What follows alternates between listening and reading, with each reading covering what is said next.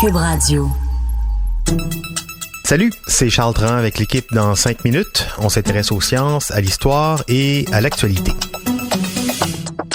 Aujourd'hui, on parle de guerre, de cyberguerre.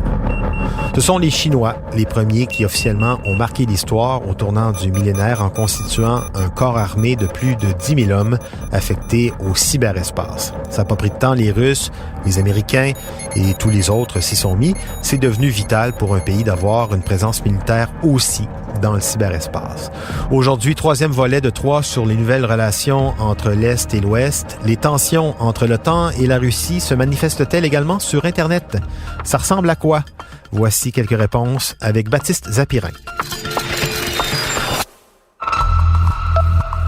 C'était un peu tabou avant 2013 et les révélations du lanceur d'alerte Edward Snowden. Anybody in the positions of access with the technical capabilities that I had could suck out secrets and pass them on the open market to Russia. You know, they always have an open door, as we do. Oui, les pays surveillent, piratent et volent des données informatiques. Et avec ça, ils surveillent leurs citoyens, mais ils se font aussi la guerre, la cyberguerre, où les fusils d'assaut sont remplacés par des logiciels espions et les militaires par des hackers. Et cette cyberguerre, elle prend de la place dans les relations Est-Ouest. Certains parlent d'une cyberguerre froide.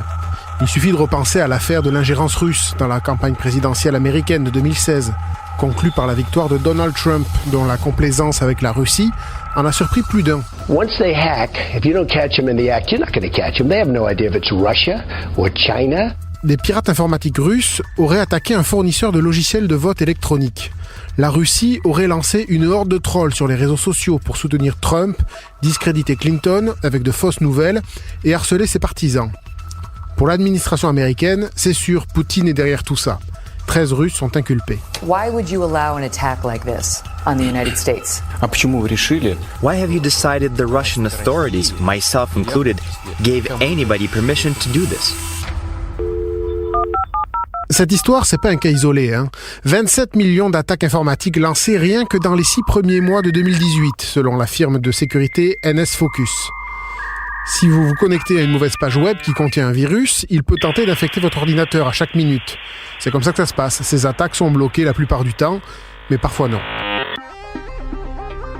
En mai 2017, par exemple, a lieu le plus grand rançonnage informatique de l'histoire, l'attaque WannaCry. Plus de 300 000 ordinateurs dans 150 pays sont infectés par ce logiciel malveillant, surtout en Inde, aux États-Unis et en Russie. Il se télécharge en visitant un site web ou en ouvrant une pièce jointe dans un courriel, on n'est pas sûr de la méthode. Puis il crypte les données et oblige les victimes à payer entre 300 et 600 $ pour les retrouver. Ou pas. Un chercheur chez Google, puis plusieurs États, ont remonté la piste du virus. Et pour eux, le patient zéro, l'ordinateur dont tout est parti, était en Corée du Nord. Un mois plus tard, le logiciel NotPetya s'en prend à de grandes entreprises et banques un peu partout en Occident, mais surtout en Ukraine. Tiens donc, l'Ukraine est justement fâchée avec la Russie depuis que Poutine a annexé son ancien territoire, la Crimée. Ça prend pas longtemps pour que plusieurs pays européens accusent la Russie d'être derrière la manœuvre. Mais il faut pas croire, à l'Ouest aussi, les Américains savent pirater. Avec la Russie et la Chine, ils sont dans le premier trio d'attaques dans le monde. Il faut dire que les États-Unis y mettent les moyens. 19 milliards de $ en 2017 dans la cyberdéfense, 35% de plus qu'en 2016. D'ailleurs, l'outil qui a permis de déclencher les attaques WannaCry ou NotPetya, dont on parlait tout à l'heure, a été développé par la NSA, qui se les fait ensuite dérober, ces malins. Cet outil, Eternal Blue, est ce qu'on appelle un exploit, un élément de logiciel qui exploite une faille de sécurité dans Windows. Il a été révélé au grand public par un groupe de hackers en avril 2017. Windows publie alors un correctif. Mais tout le monde ne met pas ses ordinateurs à jour. Et donc WannaCry et NotPetya ont fait plein de victimes les 2 mois suivants, grâce à cet outil de la NSA. C'est toute l'ambiguïté de ces agences de surveillance d'ailleurs. Elles repèrent des failles informatiques, mais plutôt qu'alerter pour les corriger, elles ne disent rien, pour pouvoir s'en servir comme arme. Alors, est-ce qu'on peut parler de cyberguerre froide ? Le problème, c'est qu'il est parfois difficile d'identifier les auteurs d'une attaque informatique. Ils peuvent, oui, être salariés d'un pays. Il y en a des milliers dans l'armée chinoise. Ils peuvent aussi agir pour leur propre compte. Mais les attaques sont là. Elles nuisent à des intérêts politiques et financiers. Des agents sèment la paranoïa à coups de fausses informations et de cyberharcèlement sur les réseaux sociaux. Agents masqués, employeurs difficiles à trouver, pas d'affrontement direct. Ça ressemble pas mal à ce qu'on pourrait appeler une cyberguerre froide, oui. Ouais, les Chinois accusent les États-Unis accusent la Russie, tout le monde se méfie de tout le monde. Ça entretient la peur et la paranoïa.